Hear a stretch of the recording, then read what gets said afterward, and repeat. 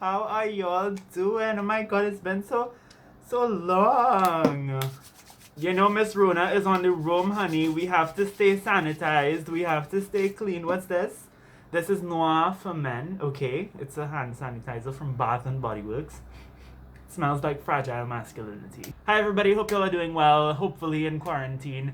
I am in quarantine, which is basically my regular life because I don't leave the house anyway. But yeah, I might also be wearing this because I tried to like trim my beard today, and it didn't really work out well. So that's kind of what we have going on here. But yeah, hi everybody. It's been a hot minute, I know. But my hair probably looks like a mess. Oh, it does.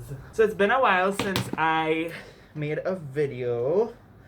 Yeah, you could kind of see what we have going on here is not very pretty. It's been a hot minute since I made a video because I don't want to say I've been like super duper busy between January and March, but I've been kind of busy, and in between being busy, I was just very lazy. So I wasn't really reading. I actually didn't read a single book in February, and I haven't really been doing much reading since. Right now I'm in the middle of 3 books, and I really want to finish them because I've been reading them for the longest while now, since February, and I really want to finish these books so that I could actually have content for y'all. But I thought, what not a better way to come back after like a month or 2 of not making videos than to just show y'all what I'm currently reading and hoping to finish within the next week or so. Hopefully we'll see what happens. So the first book that I'm reading is A Silent Life by Ryan Shah. This is a West Indian fiction novel set in Guyana, and it follows a girl named Aliyah who is very fascinated by her grandmother. Her grandmother is a very silent woman and doesn't speak because of something traumatic that happened in her past. And Aliyah starts to get these visions of her grandmother's past, so she's kind of slowly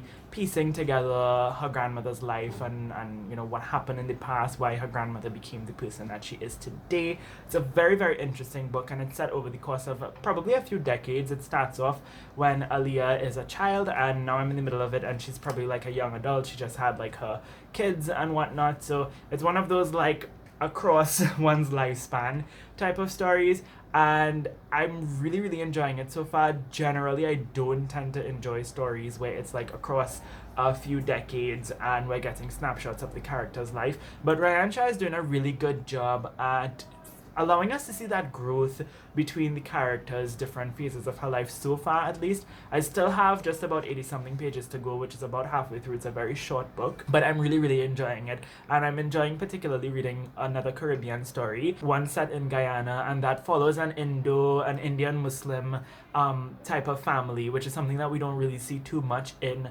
Caribbean literature. So I'm really glad to be reading this, and I'm glad that I'm enjoying it. By the way, if you hear like my family in the background, they are obnoxiously loud today.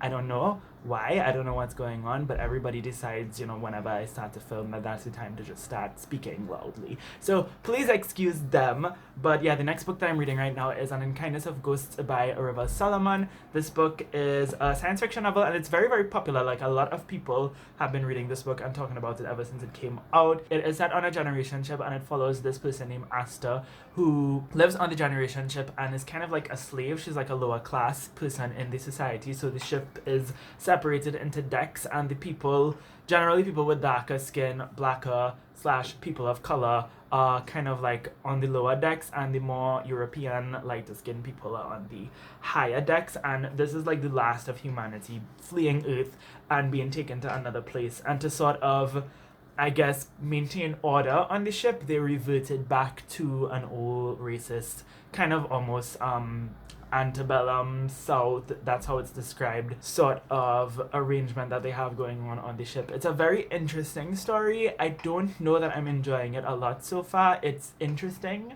but I'm just not really feeling it. I don't know why. It could be because I'm listening to the audiobook while reading the physical copy, and there have been a few instances where I was just listening to the audiobook, and this is a very detailed science fiction novel, so when you're listening to the audiobook, you kind of miss, you know, if you're just, you know, I'm driving, I'm folding clothes, I'm doing other things, you're kind of missing some of the elements of the story when you're just kind of listening to it on audio, which is why I'm also trying to read along with the physical copy.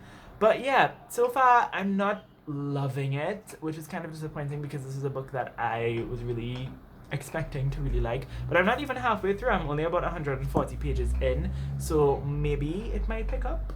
Who knows? We'll see. And then the last book that I'm currently reading is Light at the Bottom of the World by Ryan Shah. This is another science fiction novel, actually. It's a YA science fiction novel about a girl named Layla who lives in London, but London in this science fiction novel I think it's set in 2099 slash like 2100. So it's actually set in a London that is underwater, because basically some kind of natural disaster happened and the entire earth was sunk, and humans were able to predict it, and they built these sort of like domes to live in, so everybody lives underwater now in these big like oxygenated domes. And a huge sport that's happening underwater is like submarine racing. So our main protagonist Layla is a racer, and she ends up being picked to participate in this yearly submarine race. But as it usually goes with these sort of YA dystopian sci-fi novels, there's a lot of corruption with the government and, you know, the people in charge and the higher ups and so such. It's really good. I love the writing. I love the story and the plot so far. It's very, very interesting, very engaging. I love the whole concept of like an underwater London and like an underwater sci-fi sort of society, because we usually see like sci-fi in space or on the earth itself, but we never really see much of it like happening in other places like underwater, right? I'm sure there are tons of other stories like that, but we don't really see that too often, or at least I haven't really encountered much stories like that. So this is a really fun new experience for me, and I love that the main protagonist is actually Muslim.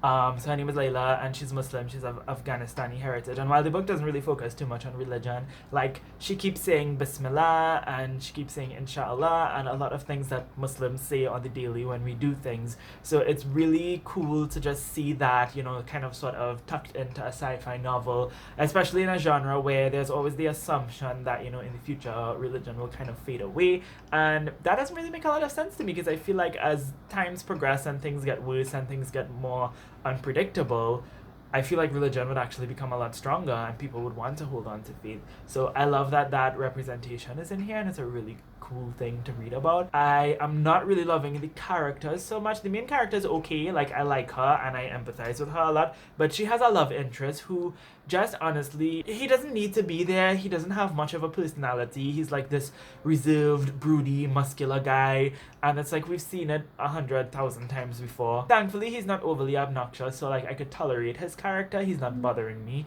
but I just wish that we could get a little bit something different and a little bit something more from him. But that's all I have to say about this book so far. I do have like 100 pages left. I'm like on page 200 of 300, so I want to finish this soon and actually finish something, which I haven't done in quite some time. That's a lie, I finished a book last week.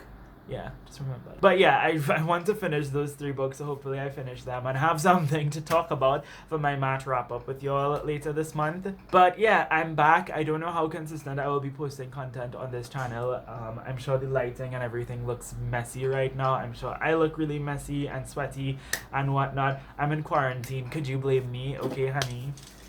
But yeah, I think that's going to be everything for this video. In the comments down below, let me know if you have any thoughts on any of these books. What are you currently reading? How are you spending your quarantine time? I would love to know. All of that being said, thank you all so much for watching this video. I hope you have a lovely, lovely day. And until next time, inshallah, keep reading.